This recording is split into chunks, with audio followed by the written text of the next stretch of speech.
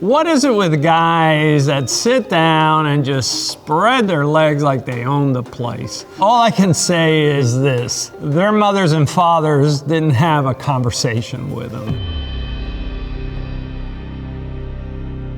Universally, you hear about them. Common pet peeves that have to do with body language. Staring.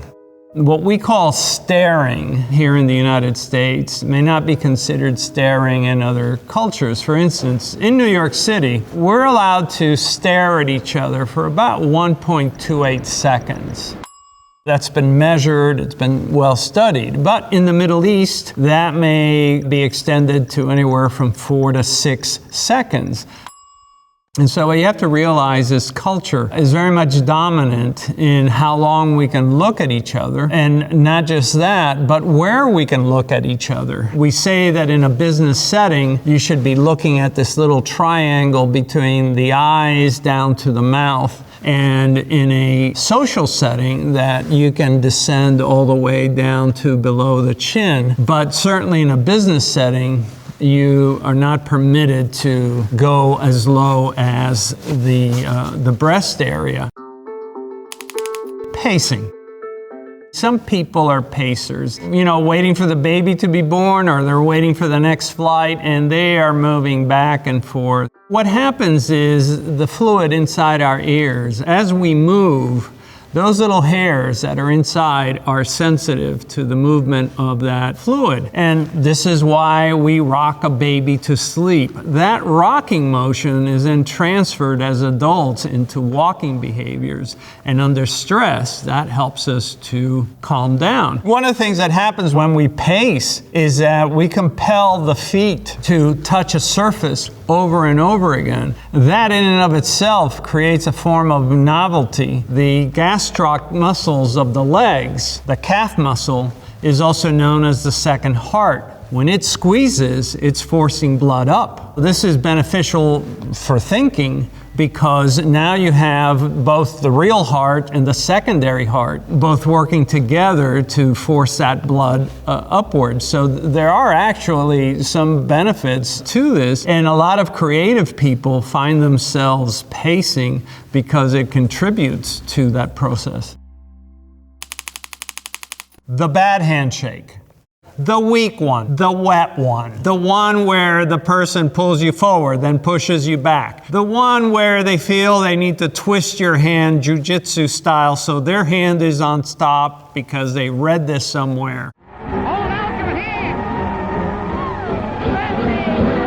Why do humans even shake hands? We shake hands because we're primates. All primates approach each other and touch each other first by reaching out and touching their fingers together. I remember years ago somebody saying, "Oh, we shake hands because we want to demonstrate that we don't have a weapon." Folks, weapons were so big back then, you could see it over the horizon. That's not the reason. We're primates. Our brains evolved so that we would retain negativity so that we don't have to learn each morning not to touch the hot stove. So when you shake that hand and it's wet or you feel like it's grabbing you in some strange way, this registers in your brain for not months and weeks, it registers with you potentially for years. And that's the problem with doing it wrong. The perfect handshake is your fingers are down, you squeeze at the same level as the other person does,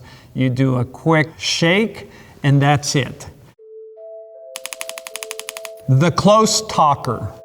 All of us have different spatial needs. Now, some of it comes to us from culture. So New Yorkers will stand closer to each other than, let's say, someone from the Midwest. But it can also be personal. I come from a culture where we like to stand close together, but personally, I like to keep people 3 or 4 feet away. So one of the ways to avoid violating space, which makes people uncomfortable, causes psychological discomfort, is to, when you first shake hands, you reach in and you shake the hand. And rather than just remaining there, take a little step backward and assess what the other person does. And one of the things you'll find is if both of you take a step back, then both of you need that little bit of extra space. If the person moves towards you, then perhaps they come from a culture or they have a preference for standing closer. And in that case,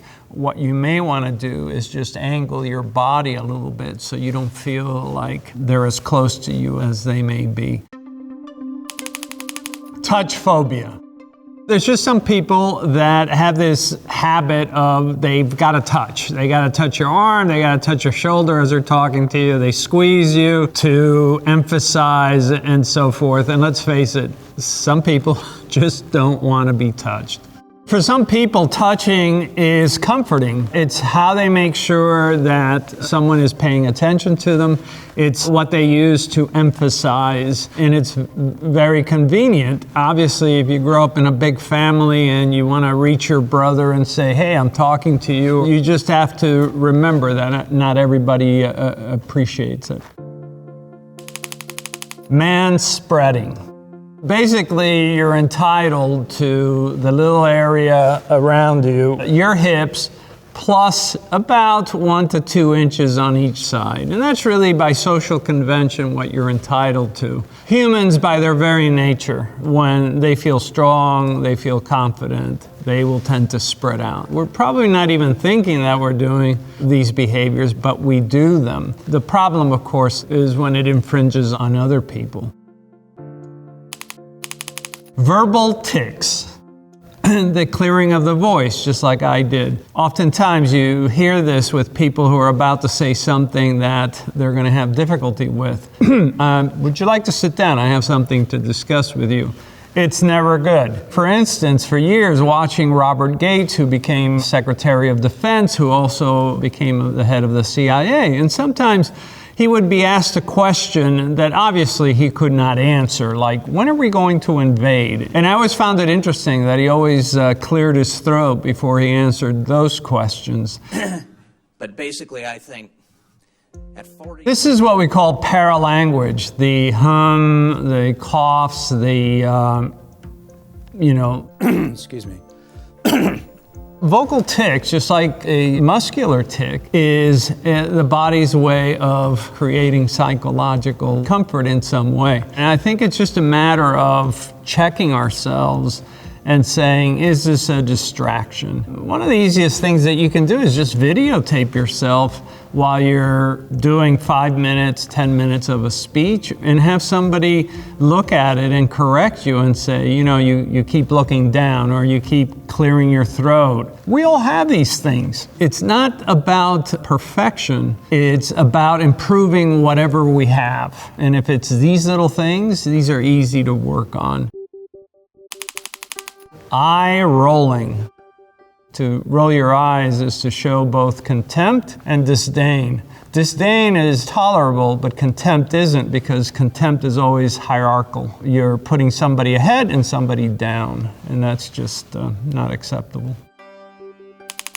Foot tapping, finger tapping, pencil tapping. Anything like finger tapping, pencil tapping, or leg bouncing, it really helps us to pass the time. It helps us to deal with any situation in the moment where maybe things have slowed down, we're waiting, and so we use these repetitive behaviors to self-soothe. Why are repetitive behaviors so soothing? Our brain always needs to be pacified. Even as embryos, we suck our thumbs. Repetitive behaviors by compressing and releasing the muscle or articulating the joint causes signals to go to the brain that serve to calm us and to soothe us. Why do we have pet peeves? And why is it that some things that I like, other people don't like? Our species is very complex. The human brain is the most complex thing in all of the cosmos. And we have preferences. And if you don't believe me, just walk down the aisle and see how many kinds of toothpaste there are. We are very specific as to the most minute of things that we prefer. When we see something that is outside that envelope of preference, then it becomes an irritant, which is both social, cultural, and personal.